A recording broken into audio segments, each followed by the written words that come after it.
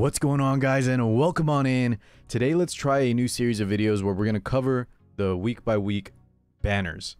I'm also going to include the Mystic rotation, but that'll only of course be once every 3 weeks, so they might not always be in this style of video. So of course, guys, without further ado, let's go ahead and talk about the two units that are going to be coming out here. Oops, wrong window. That is going to be Lilias and Vildred raid up banners. So like I said, I'll try and cover each of these every week. The ones that rotate out, to give you kind of an update on my thoughts on them, whether you should pull, pros and cons, things like that, as well as potential builds for the two or whatever, how many banners there are, in case you did want to pick them up and try them out. Now, before I begin, guys, since this is our first video and the timing of these kind of videos is a little bit tricky because PSA, don't forget, end of June, we still have the new collab confirmed. It's the only thing we have so far to go on is a well-known IP. So as always, guys, as we get closer to it, please let me know in the comments below what collab you're looking forward to, or at least which one you just do not want at all. Because for me, guys, as long as you guys are happy, hyped, and E7 is doing better, I'll take any collab if there's good waifus, especially.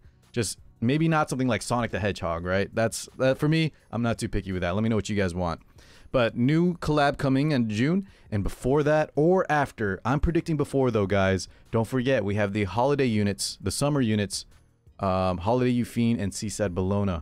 On top of that, there may be a new holiday unit, summer unit with them. So that could be up to 3 limiteds that you have to keep an eye out for. So guys, if you are not saving your bookmarks and your sky stones, you gotta start saving now. There could be up to 6, maybe 7, maybe more limited units that you should try and pick up. Remember, limited units, you want to try to pick them up over these banners because these have a way higher chance, of course, of coming back. Now, there's always a chance that like Lilias won't come back for another year, which is probably the same amount as limited, but it's way more likely and there's more chances to get these non-limited units, right? So just keep that in mind, guys. Lots of stuff coming out. Start saving. Now, let's get on and talk about these units. Guys, Lilias has been, let's start with Lilias. Lilias has been in all of my 2021 updated must-pull units. She is still there, guys. If you missed that, just check the must-pull guide. But we'll talk about her builds really briefly and whether or not I think you should still pull. Guys, Lilias is still amazing, of course. The only reason I would say hold off from pulling is because of the limiteds coming out. But if you did have a little bit extra bookmarks and you really like her style, her kit, pick her up. You will not be unhappy. She's good everywhere, literally everywhere. PvE plus PvP, lots of different PvP builds, which we'll talk about in a second. But PvE, absolute monster. Hall of Trials, Abyss, raids, you name it. If you need a cleaver, if you need mitigation, if you need damage, she can do all of it at the same exact time. And also, the entry for barrier, or barrier to entry for gearing is very, very easy. As you can see here, guys, I just have some basic hand-me-down gear. I really just use it for expeditions, but you can scale that up. Like the specific builds we're going to talk about, she'll need crazier and crazier gear. But just to start getting her running, even doing everything, it's very, very easy gear requirements. Now let's go ahead and talk about her different builds. Mine right here would just be like a hand-me-down, just kind of does everything, you know, decent speed, good bulk, some effectiveness for expedition bosses, land your provokes, things like that.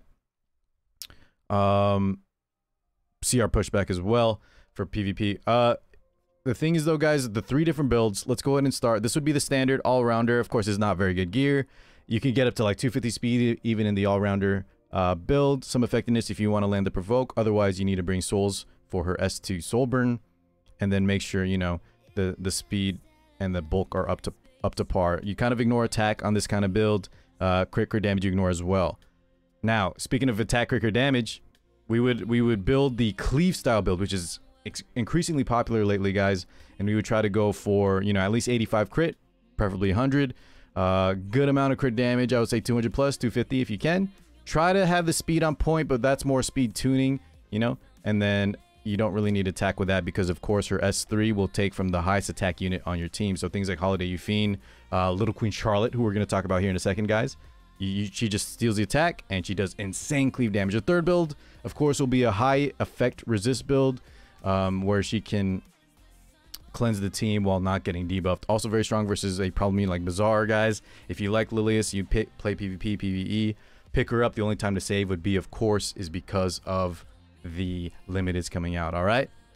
Now, after Lilias, we have Green Vildred, guys. Ignore my gear. This is really world boss. I don't use him anymore, but as you can see here, he is plus 15 S rank imprint. I did use him a lot a lot in the beginning. Now, the reason you don't hear a lot about him nowadays, because he's still a solid hero, is because with the introduction of units like Free Spirit T-Area, he's not really recommended to be pulled from your selectives anymore. On top of that, guys, I'm going to go ahead and say I'm going to rank his value way less than Lilias. He's still a good unit. Let's go and talk about his pros, though. Premier as a Menac A13 unit. So if you need that immunity farm, he's the king of cleaves, king of damage for that boss. Even better than his dark counterpart, Arbiter Vildred, because of the way his S1, S2 works. On top of that, if you can see, he is the very, very valuable, one of the highest rankings of speed for your team. So if you do plan to be a speed cleaver or something like that, keep in mind he has that full team plus 12 speed imprint if you wanted to use slates or imprints for that. He can also work as a PvP cleaver. Just keep in mind he's earth imprint, but his new artifact is actually pretty solid for that. So if you do like cleaving, he can be solid there. Other than that, though, guys, I really wouldn't recommend pulling him, at least not right now. Maybe wait for later if you really like him, because of the limited stuff and because he's just way more niche than a unit like Lilias. So I would advise Lilias first, and then Vildred second, only if you really like him, if you're a cleaver, or if you need that speed imprint. But gotta save for the limiteds, okay? Now, last but not least, guys, let's go ahead and cover Little Queen Charlotte. Let me show you all the Mystic Summons real fast, because it's still gonna show Solitaria here, but confirmed next week, guys, or this week, actually, if y'all watch, by the time y'all are watching this week, Crow is also along with her, or yeah, Crow's along with her, and then Wind Rider. So this is a very, very good banner, guys. If y'all are considering pulling for LQC, this week 1 rotation is extremely solid because Crow is an amazing unit, of course. You've heard me talk about him, I'm sure. And then let's go ahead and cover LQC, okay? Now, before we start, guys, LQC, anytime we talk about Mystic Summons, especially for my free-to-play players, if you're a free-to-play player watching, guys, and you're getting closer and closer to Pity, you're really just going to have to decide which unit you want the most. I'm going to leave that up to you because, as we all know, Mystics are hard to gather up. If you try to get them from the cash shop, it is extremely, extremely expensive. It's something you should really, really save for the unit you want the most. But keep in mind, guys, there's two things. If it's that unit that you could be waiting for, if it's a unit like Spec Tenny or Fallen Cecilia, I predict that those two will not be seeing any type of rerun anytime soon because they both received skins were rerun once or twice already. They're gonna have to wait in line, so you could be waiting a very long time and instead be picking up a unit like LQC, which may be not your first pick, but could be super solid overall. So keep that in mind, guys. Mystic Pity is gonna be up to you. I'll just tell y'all where she ranks in my opinion and whether or not you'll be happy or not if you do decide to pull for her. Okay, so let me go and say, guys, LQC. Does Carl recommend summoning her? I think so, yes. Is she worth your pity? You're gonna have to decide that for yourself. How much resources you have and how many mystics you can spare. But LQC is extremely solid. Let's go ahead and talk about her builds. Right here, guys, I kind of have just a typical bruiser build. I need to rework her, but this works just fine. You kind of just go for every stat. Enough attack, crit chance, crit damage. Speed is whatever because she has a self CR push, so just make sure she's not snail speed, and then make sure she has enough bulk to survive while having, of course, immunity. That way you can have immunity, and if you want, you can just keep spamming S1. If you didn't know that, she gets immunities there too, so she can pretty much have immunity from the start to finish of the match. Now, the other build, guys, that I think is really fun. So this would be the bruiser build that is good for all-rounder, meaning I can bring this LQC even if my opponent doesn't have a dark unit because she has self-healing, she has mitigation, CR push, self-immunity. She's kind of good as a bruiser overall. But the other build let's talk about would be the maximize the S3 damage with a splash high attack build, which I want to try out. I've seen it run a lot more. It's being more and more popular lately. And you go for 5k plus attack, and then you drop some crit damage a little bit. If you can still maintain crit damage, you could, but you still got to have some kind of bulk and of course some speed as well as 100 crit. You do not want to miss a crit when we're going for that all in S3. But this build, guys, will absolutely decimate everything except like the tankiest FCCs and do some insane splash damage, one-shotting units that are squishy with the just AoE splash. And that's the kind of build I want to try. That's why I'm already prepping this Hellcutter here. So 2 builds, all-around bruiser, and then you have the AoE S3 nuke where you target the dark units. Both builds are good. You kind of just pick for yourself, but those are kind of the 2 primary builds. Overall, guys, if you like the bruiser playstyle, you need a light unit that can decimate dark units. You won't be unhappy with LQC. She has my vote. I think she, in terms of power levels, is one of the higher rated ML5s. Just in terms of power plus popularity wise, I think she's on the rise. She's being the most used she's ever been since her release. So it's a great time to pick her up.